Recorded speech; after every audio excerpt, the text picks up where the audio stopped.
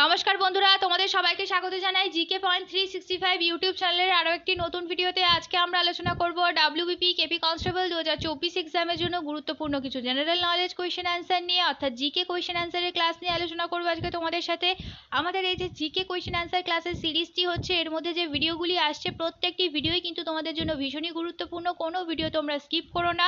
এই ভিডিওগুলির মধ্যে যে প্রশ্ন আলোচনা করা হবে প্রত্যেকটি প্রশ্নই কিন্তু তোমাদের জন্য খুবই গুরুত্বপূর্ণ, কারণ এই প্রশ্নগুলো তোমাদের হুবহু পরীক্ষায় কমন পড়ার কিন্তু খুব চান্স রয়েছে। সেই কারণে ভিডিওগুলো স্কিপ করো না। সাথে থাকছে গুরুত্বপূর্ণ প্রশ্ন সংক্রান্ত নানান তথ্য, সেই তথ্যগুলোও তোমাদের জন্য গুরুত্বপূর্ণ এবং ব্যাখ্যা সহকারে প্রত্যেকটি প্রশ্নের আলোচনা কিন্তু তোমাদের সাথে করা হবে। ভিডিওগুলো শেষ পর্যন্ত সেই কারণে তোমরা দেখতে থাকো। ভিডিও যদি ভালো লাগে অবশ্যই আমাদের চ্যানেলটিকে সাবস্ক্রাইব করো, সাথে থাকা বেল বাটনটা ক্লিক করে রেখো ফর অল নোটিফিকেশন। ভিডিওটিকে একটি লাইক করো, তোমার বন্ধুদের সাথে ভিডিওগুলি শেয়ার করে দিও। তাহলে চলো আজকের ভিডিওটা শুরু করা যাক। প্রথম প্রশ্ন, নিচের কোন রাজ্যের আইনসভা সর্ববৃহৎ? নিচে চারটি অপশন আছে, চারটি অপশনের মধ্যে কোন রাজ্যের আইনসভা সর্ববৃহৎ? সঠিক উত্তর এখানে হয়ে যাবে অপশন ডি, উত্তরপ্রদেশ রাজ্যের আইনসভা হলো সর্ববৃহৎ। উত্তরপ্রদেশে লোকসভার আসন সংখ্যা 80 এবং বিধানসভার আসন সংখ্যা 403। পরের প্রশ্ন দেখি, ভারতে পোস্ট কার্ডের প্রচলন হয় কবে? সঠিক উত্তর হয়ে যাবে অপশন ডি, 1879 সালে ভারতে পোস্ট কার্ডের প্রচলন হয়। পরবর্তী প্রশ্ন, আলেকজান্ডারের সেনাপতির নাম কি ছিল? সঠিক উত্তর হবে অপশন এ, সেলুকাস। এবার আমরা কিছু গুরুত্বপূর্ণ রাজার সেনাপতির নাম জেনে নিই। ধর্মপালের সেনাপতির নাম গর্গ, আলাউদ্দিন খিলজির সেনাপতি মালিক কাফুর, মোহাম্মদ ঘুরির সেনাপতি বখতিয়ার খিলজি, আকবরের সেনাপতি মান সিংহ, শের শাহের সেনাপতি ব্রহ্মজিৎ গৌর, হুসেন শাহের সেনাপতি পরাগল খান, জাহাঙ্গীরের সেনাপতি মহব্বত খান, সিরাজউদ্দৌলার সেনাপতি মির্জাফর, ঔরঙ্গজেবের সেনাপতি মীর জুমলা, বৃহদ্রথের সেনাপতি পুষ্যমৃত্য শুঙ্গ। পরবর্তী প্রশ্ন, দুধওয়া জাতীয় পার্ক কোথায় অবস্থিত? দুধওয়া জাতীয় পার্ক কোথায় অবস্থিত তোমাদের বলতে হবে। নিচে চারটি অপশন রয়েছে, সঠিক উত্তর যেটি হবে তোমরা অবশ্যই যদি জেনে থাকো কমেন্টে আমাদের জানাও। এখানে সঠিক উত্তর হয়ে যাবে অপশনে উত্তরপ্রদেশ। উত্তরপ্রদেশে অবস্থিত দুধওয়া জাতীয় পার্ক। এবার আমরা কিছু গুরুত্বপূর্ণ জাতীয় উদ্যান সেটি কোন রাজ্যে অবস্থিত জেনে নিই।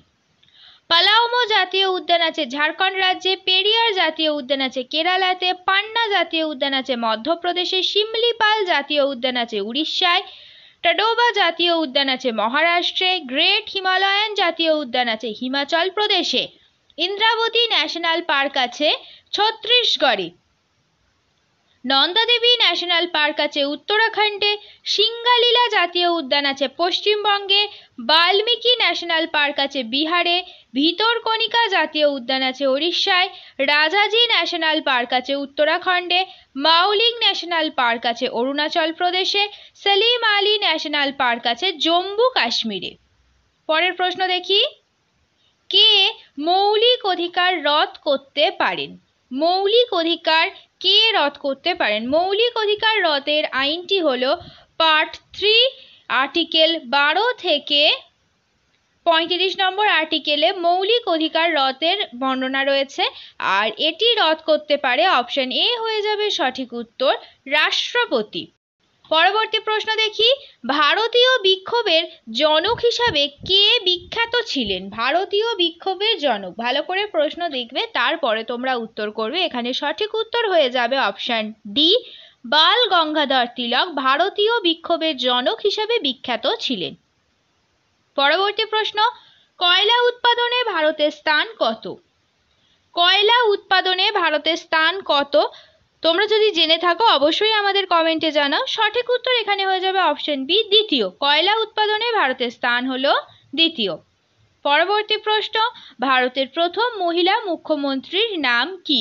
খুব সোজা একটি উত্তর, ভারতের প্রথম মহিলা মুখ্যমন্ত্রীর নাম কি? সঠিক উত্তর হয়ে যাবে অপশন বি, সুচেতা কৃপালিনী।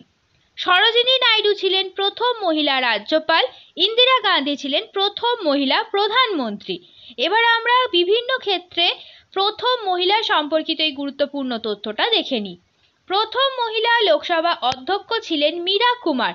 প্রথম মহিলা সুপ্রিম কোর্টের বিচারপতি ছিলেন মীরা শাহী ফাতিমা বিবি। প্রথম মহিলা হাইকোর্টের বিচারপতি ছিলেন আন্না চণ্ডী।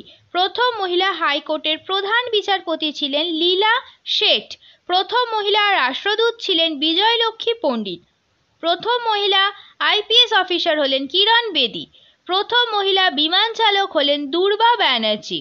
প্রথম মহিলা ট্রেন চালক হলেন সুরেখা যাদব। প্রথম মহিলা মহাকাশচারীর নাম কল্পনা চাওলা। আর প্রথম মহিলা স্নাতক হলেন কাদম্বিনী গাঙ্গুলি ও চন্দ্রমুখী বসু। পরবর্তী প্রশ্ন দেখি, পতঙ্গ শ্রেণীর প্রাণীদের দেহ তরল কি নামে পরিচিত? সঠিক উত্তর এখানে কোনটি হবে? তোমরা যদি কোয়েশ্চেনের উত্তরটি জানো তাহলে অবশ্যই তোমরা আমাদের কমেন্টে জানাও। পতঙ্গ শ্রেণীর প্রাণীদের দেহ তরল কি নামে পরিচিত? সঠিক উত্তর হয়ে যাবে অপশন সি, হিমোলিম্ফ নামে পতঙ্গ শ্রেণীর প্রাণীদের দেহ তরল পরিচিত। পরবর্তী প্রশ্ন, মাথাভাঙা নদী কোন দুটি দেশের আন্তর্জাতিক সীমারেখা তৈরি করেছে? এটি খুবই সহজ উত্তর। মাথাভাঙা নদী বয়ে গেছে পশ্চিমবঙ্গ আর বাংলাদেশের মধ্য দিয়ে, অর্থাৎ এটি অপশন এ হয়ে যাবে সঠিক উত্তর। ভারত এবং বাংলাদেশের মধ্যে আন্তর্জাতিক সীমারেখা তৈরি করেছে মাথাভাঙা নদী। এবার আমরা কিছু গুরুত্বপূর্ণ সীমারেখা জেনে নিই। র্যাডক্লিফ লাইন ভারত ও পাকিস্তান সীমারেখা, ডুরান্ট লাইন পাকিস্তান ও আফগানিস্তানের সীমারেখা, 3 বিঘা করিডর ভারত ও বাংলাদেশের সীমারেখা, পক প্রণালী ভারত ও শ্রীলঙ্কার সীমারেখা, ডানকান প্যাসেজ গ্রেট এবং লিটল আন্দামানের সীমারেখা, সমব্রেরো চ্যানেল আন্দামান ও নিকোবরের সীমারেখা, 9 ডিগ্রি চ্যানেল লাক্ষাদ্বীপ ও মিনিকয়ের সীমারেখা, 10 ডিগ্রি চ্যানেল আন্দামান ও নিকোবরের সীমারেখা। এই আন্তর্জাতিক সীমারেখাগুলি কিন্তু খুবই গুরুত্বপূর্ণ। এই তথ্যগুলো তোমরা কিন্তু একটুও মিস করবে না, ভালোভাবে তথ্যগুলো তোমরা তৈরি করে রাখবে। পরবর্তী প্রশ্ন দেখি, এক্সিম ব্যাংক কত সালে প্রতিষ্ঠিত হয়? এক্সিম ব্যাংকের ফুল ফর্ম কি? এক্সিম ব্যাংকের ফুল ফর্ম হলো export import bank of India. এই এক্সিম ব্যাংক কত সালে প্রতিষ্ঠিত হয় তোমাদের বলতে হবে। সঠিক উত্তর এখানে হয়ে যাবে অপশন ডি, 1882 সালে এক্সিম ব্যাংক প্রতিষ্ঠিত হয়েছে। পরবর্তী প্রশ্ন দেখি, নির্বাচন কমিশন সম্পর্কে কত নম্বর আর্টিকেলে ব্যাখ্যা রয়েছে? নির্বাচন কমিশন সম্পর্কে কত নম্বর আর্টিকেলে ব্যাখ্যা রয়েছে? সঠিক উত্তর হয়ে যাবে অপশন সি, 324 নম্বর আর্টিকেলে নির্বাচন কমিশন সম্পর্কে ব্যাখ্যা রয়েছে। এবার আমরা কিছু গুরুত্বপূর্ণ আর্টিকেল সম্বন্ধে জেনে নেব। 19তম আর্টিকেল হলো বাক স্বাধীনতা, 40তম আর্টিকেল হলো গ্রাম পঞ্চায়েত সংগঠন, 61 নম্বর আর্টিকেল হলো রাষ্ট্রপতিকে ইমপিচমেন্ট করা, আর 280 নম্বর ধারা হলো অর্থ কমিশনের গঠন। পরবর্তী প্রশ্ন, রঙ্গনাথিটু পাখিরালয় কোন রাজ্যে অবস্থিত? রঙ্গনাথিটু পাখিরালয় এটি কোন রাজ্যে অবস্থিত তোমাদের বলতে হবে। সঠিক উত্তর হয়ে যাবে অপশন বি, কর্ণাটকে অবস্থিত রঙ্গনাথিটু পাখিরালয়। এবার আমরা কিছু গুরুত্বপূর্ণ পাখিরালয় কোথায় অবস্থিত দেখে নিই। ঘানা বা ভরতপুর পাখিরালয় অবস্থিত রাজস্থানে, হরিকা লেক পাখিরালয় অবস্থিত পাঞ্জাবে, কিতাম পাখিরালয় আছে সিকিমে, আসান ব্যারেজ পাখিরালয় আছে উত্তরাখণ্ডে, উধুয়া লেক পাখিরালয় আছে ঝাড়খণ্ডে, সলিম আলী পাখিরালয় আছে গোয়াতে। পরের প্রশ্ন, নীতি আয়োগ সংস্থাটি কিসের অনুকরণে গঠিত হয়েছে? নীতি আয়োগ সংস্থা গড়ে উঠেছে 2015 সালে। নীতি আয়োগের ফুল ফর্ম হলো national institute for transforming India. নীতি আয়োগ এটি কিসের অনুকরণে গড়ে উঠেছে? সঠিক উত্তর হবে অপশন এ, জাতীয় উন্নয়ন পর্ষদ এর অনুকরণে নীতি আয়োগ সংস্থাটি গড়ে উঠেছে। পরবর্তী প্রশ্ন, হাইড্রো শাসঙ্গ কোনটি? হাইড্রো শাসঙ্গ কোনটি তোমাদের বলতে হবে। এখানে সঠিক উত্তর হয়ে যাবে অপশন বি, দেহতল। এবার আমরা কিছু গুরুত্বপূর্ণ প্রাণীর শাসঙ্গ জেনে নিই। স্পঞ্জ বা হাইড্রার শাসঙ্গ হলো দেহতল, অ্যামিবা আর প্যারামিসিয়ামের শাসঙ্গ হলো সংকোচী গহ্বর, কেঁচো আর জোঁকের শাসঙ্গ হলো দেহত্বক বা চামড়া, বাদুড় তিমি মানুষের শাসঙ্গ হলো ফুসফুস, ব্যাঙাচির শাসঙ্গ হলো বুবুই ফুলকা বা অন্তঃফুলকা।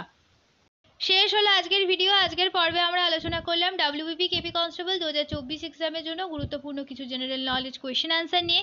যে জিকে প্রশ্নগুলো আমরা আলোচনা করলাম সেই প্রত্যেকটি প্রশ্নই কিন্তু তোমাদের জন্য ভীষণই গুরুত্বপূর্ণ, সেই কারণে একটু স্কিপ না করে শেষ পর্যন্ত তোমরা ভিডিওটা দেখো। ভিডিওটা যদি ভালো লাগে তাহলে অবশ্যই কিন্তু আমাদের চ্যানেলটিকে তোমরা সাবস্ক্রাইব করো, সাথে ভিডিওটিকে একটি লাইক করো, তোমার বন্ধুদের সাথে কিন্তু ভিডিওটি শেয়ার করতে ভুলো না। এই গুরুত্বপূর্ণ ভিডিওটা তোমার বন্ধুদের সাথেও শেয়ার করো এবং আমাদের কমেন্টে জানাও ভিডিও তোমাদের কেমন লাগলো। আর প্রশ্ন চলাকালীন সঠিক উত্তর তোমরা ভিডিওর কমেন্টে জানানোর অবশ্যই চেষ্টা করো, তার মাধ্যমে কিন্তু তোমাদের খুব ভালো একটা প্রশ্নের উত্তরগুলো তৈরি হয়ে যাবে এবং তোমরা বুঝতে পারবে তোমাদের কতটা তৈরি হলো এবং তোমরা কে কত স্কোর করছো, এটাও কিন্তু তোমরা আমাদের কমেন্টে জানাবে। তাহলে চলো, দেখা হচ্ছে তোমাদের সাথে পরবর্তী ভিডিওতে। ততদিন ভালো থাকো, ভালো রাখো, এইভাবে আমাদের তোমরা ভিডিও দেখতে থাকো, আমাদের আরো উৎসাহিত করতে থাকো। ধন্যবাদ।